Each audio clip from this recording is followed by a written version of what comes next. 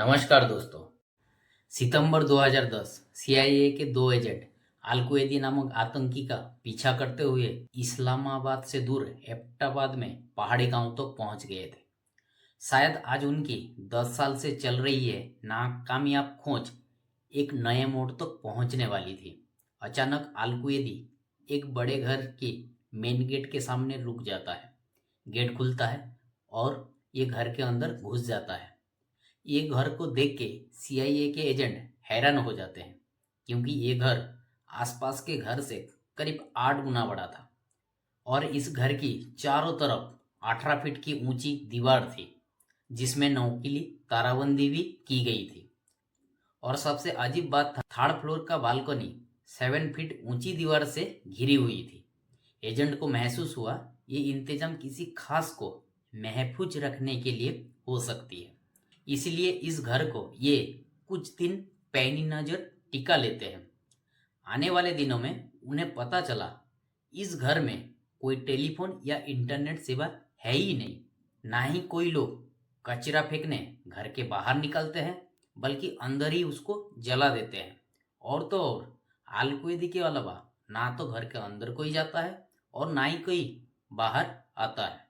बस कभी कभी एक लंबा सा दाढ़ी वाला आदमी घर में तेज तेज चक्कर लगाता दिखाई देता है।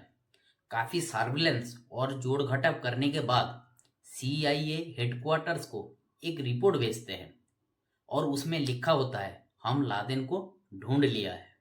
एबटाबाद से मिली रिपोर्ट पढ़ के सीआईए हेडक्वार्टर्स में मानो खलबली मच गई थी। रिपोर्ट पढ़कर उस समय सीआईए के चीफ भागते हुए अमेरिकी की प्रेसिडेंट बराक ओबामा के पास जाते हैं। सारी रिपोर्ट सुनने के बाद ओबामा में भी जोश भर जाता है।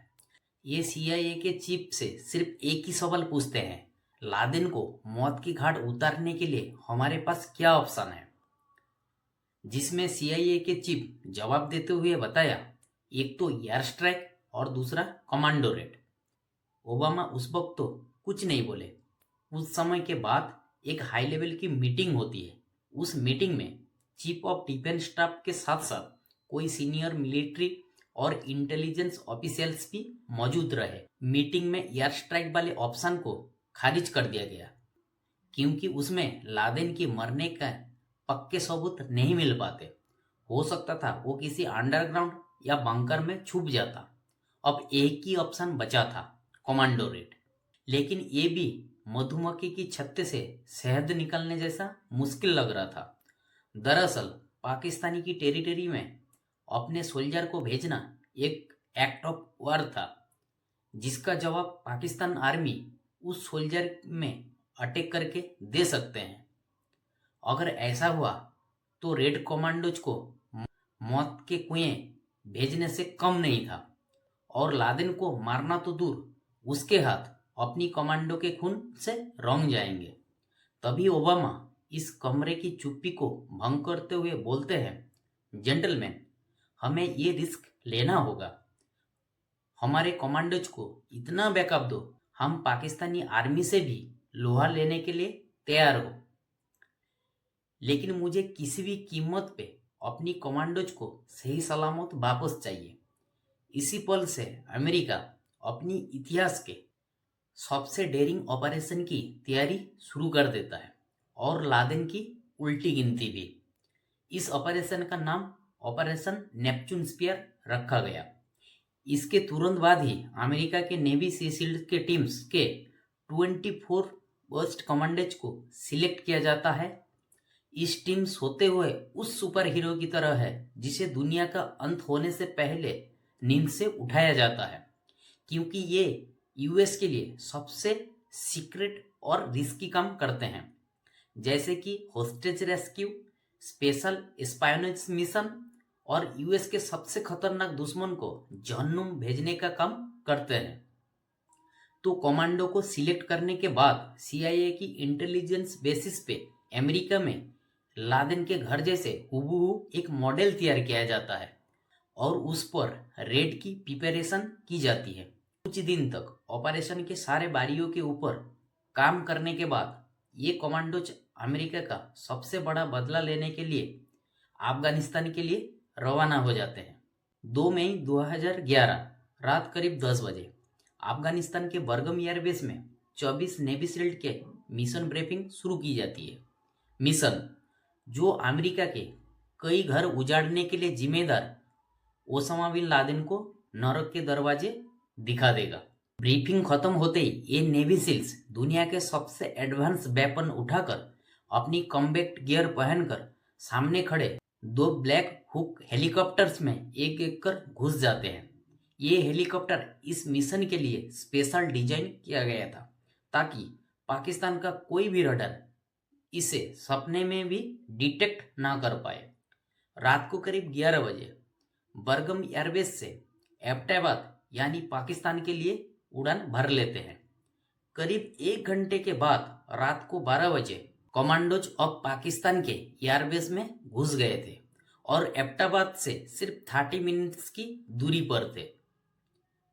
ऐसे तो ये कमांडो दुनिया के सबसे बेहतरीन कमांडो है, लेकिन जैसे जैसे और लादेन के करीब जा रहे थे उनके मन में एक अजीब सी बेचैनी बढ़ने लगी थी।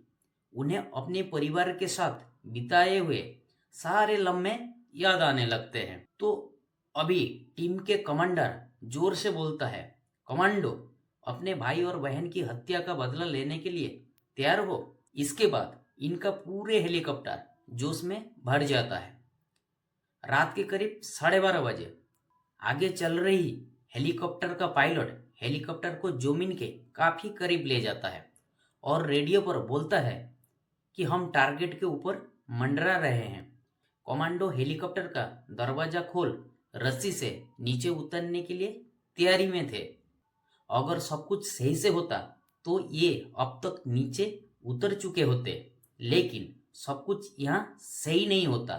अचानक हेलीकॉप्टर बुरी तरह से हिलने लगता है, सायरन बजने लगता है और फिर एक जोरदार झटके लगने के बाद हेलीकॉप्टर जमीन से धड़ाम से गिर जाता है। दूसरे हेलीकॉप्टर में बैठे हुए कमांडोज ये सारे दृश्य दूर से देख रहे थे। हेलीकॉप्टर नीचे गिरने की आवाज इतना जबरदस्त थी, उन्हें लगा पूरे ऑपरेशन एक्सपोज हो गया है। लेकिन एक भी कमांडो को चोट नहीं आई और वो एक एक कर हेलीकॉप्टर से बाहर निकलने लगते हैं। दूसरा हेलीकॉप्टर घर के बाहर उतरता है और ये कमांडो रस्सी की मदद से 18 फीट ऊंची दीवार चढ़ के अंदर घुस जाते हैं।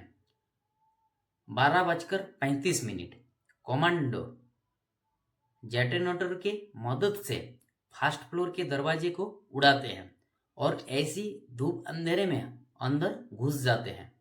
पूरा फ्लोर सर्च करने लगते हैं। तभी अचानक पीछे से गोली चलने की आवाज आई और इधर एक कमांडो के हाथ से गोली रगड़ कर निकल गई। दूसरी गोली चलती इससे पहले ही कमांडो ने मुंह घुमाते हैं और सामने खड़ी अल कुवैती को भूनकर रख देते हैं। इसी फायर फाइट में अल कुवैती की भाई और उसकी वाइफ को भी गोलियां लगी, लेकिन बदकिस्मती से इसमें कोई भी लादेन नहीं था। 12:37 फर्स्ट फ्लोर क्लियर ऐसा बोलकर कमांडो सेकेंड फ्लोर की ओर बढ़ते हैं। अब एलिमेंट ऑफ सरप्राइज भी खत्म हो चुका था। सेकेंड फ्लोर में अब तक पता नहीं कितने लोग और किन हथियार के साथ चौकन्ना हो चुके होंगे।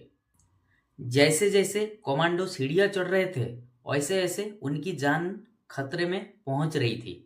सेकेंड फ्लोर में कदम रखते ही सबसे आगे चल रहे हैं कमांडो के सामने AK-47 पकड़े हुए गुस्से में लाल मुंह किए हुए लादेन का बेटा खड़ा था। मानो वो कह रहा था, लादेन के पास पहुंचने से पहले मेरे छाती के ऊपर से गुजरना पड़ेगा। और उससे कहीं ज्यादा खतरनाक ये कमांडो उसकी इच्छा पूरी करने में कोई कसर नहीं छोड़ी और गोली चला देते हैं। रात 12:39 कमांडो थर्ड फ्लोर कहे तो लादेन की तरफ सीढ़ियां चढ़ना शुरू कर देते हैं। सीढ़ियां चढ़ते हुए उनके मन में एक डर था कि इतना शोर शराबा सुन के लादेन भाग गया होगा, क्योंकि अमेरिका से लादेन हमेशा एक कदम आगे रहा है।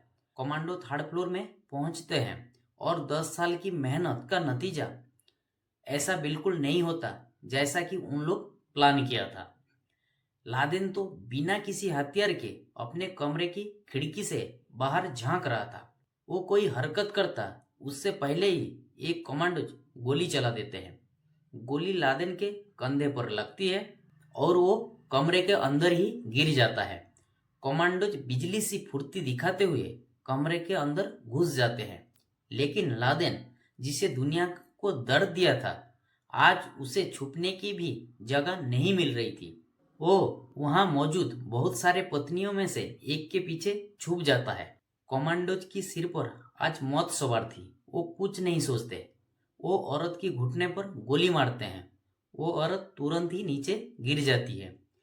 लादेन कोई रिएक्शन करता उससे पहले एक कमांडो उसके माथे पे और उसके बाद छाती पर गोली मार वही उसकी मौत की घाट उतार देता है। हजारों परिवार को खून के आंसू रुलाने वाला पलक झपते ही आटे की बोरी की तरह जमीन पर गिर जाता है। कमांडोज बिना कोई समय बर्बाद किए लादेन की फोटोग्राफ खींचते हैं और सीआई के ऑपरेशन सेंटर में भेज देते हैं। वहां से फेशियल कॉन्फर्मेशन मिलते ही कमांडोज की चेहरे में अलग ही मुस्कान छा जाते हैं। 12:55 कमांडोज लादेन की डेड बॉडी को ग्राउंड फ्लोर में ले आते हैं और लादेन की घर, जो दुनिया भर की आतंकी इंफॉर्मेशन का कुआं था, काम का सीडी और हार्ड डिस्क इकट्ठा करने लगते हैं। 1:05 उस समय तक कमांडोज लादेन की डेड बॉडी के साथ साथ सारे इंफॉर्मेशन भी पैक कर लिए थे और वो हेलीकॉप्टर में बैठकर अफगानिस्तान की ओर निकल जाते हैं। लादेन के मरने के बाद भी ऑपरेशन खत्म नहीं हुआ था, क्योंकि एक हेलीकॉप्टर तो क्रैश हो गया था। इसीलिए बाकी कमांडोज की बाहर निकलने के लिए इंतजाम अभी भी नहीं हुआ था और समय कम था, क्योंकि अब तक लोगों की भीड़ घर के सामने लगने शुरू हो गई थी। जहां तक पाकिस्तानी की आर्मी किसी भी वक्त वहां पर आने वाली थी। 1:08 3 मिनट के इंतजार के बाद आसमान में गड़गड़ाहट होने लगे और कमांडोज ऊपर देखते हैं। चिनूक हेलीकॉप्टर दिखाई देते हैं, जो मानो कमांडोज के लिए किसी देवदूत से भी कम नहीं था। कमांडोज तुरंत चिनूक में बैठने लगते हैं और निकलने से पहले बहुत जरूरी एक काम को निपटाते हैं। जो हेलीकॉप्टर क्रैश हुआ था उसे पूरी तरह तहस नहस कर देते हैं, ताकि पाकिस्तान उसमें यूज टेक्नोलॉजी को रिवर्स इंजीनियरिंग की कोशिश भी ना कर पाए। अब कमांडोज हेलीकॉप्टर के अंदर जरूर बैठे हुए थे, लेकिन जो आज़ादी उन्हें महसूस हो रही थी उसका हिसाब कहीं दर्ज किया नहीं जा सकता था। लादेन को मारने से पहले कमांडोज की मन में जो आक्रोश था, अब वो खुशी के आंसू बनकर फूटने लगा और इस वक्त की ये सारी खबर व्हाइट हाउस तक पहुंच गई थी।